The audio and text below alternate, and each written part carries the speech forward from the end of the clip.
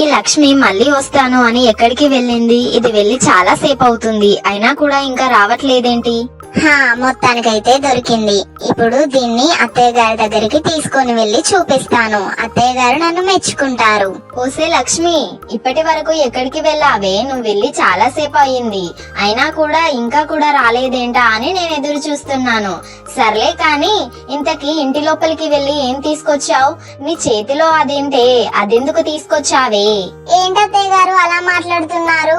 ఇదెందుకు తీసుకొస్తానండి? మనం గారెలు చేసుకుంటున్నాం కదా, ఆ గారెలకి మధ్యలో హోల్స్ పెట్టాలి కదా, అందుకని ఇది తీసుకొని వచ్చాను. దీనితోనే కదండి ఆ గారెలకు హోల్స్ పెట్టేది. మళ్ళీ ఇదెందుకు తీసుకొచ్చావని అడుగుతున్నావేంటి? మీకు తెలీదా గారెలు ఎలా చేయాలో? అబ్బా, నీ తెలివి తెల్లారినట్లే ఉందే. వీటితో ఎవరైనా గారెలకి హోల్స్ పెడతారా? ఇంకా నాకే గారెలు చేయడం వచ్చా అని అడుగుతున్నావు. అనవసరంగా నిన్ను గారెల్లో సహాయం చేయమని అడిగాను చూడు. నాదే బుద్ధి తక్కువ.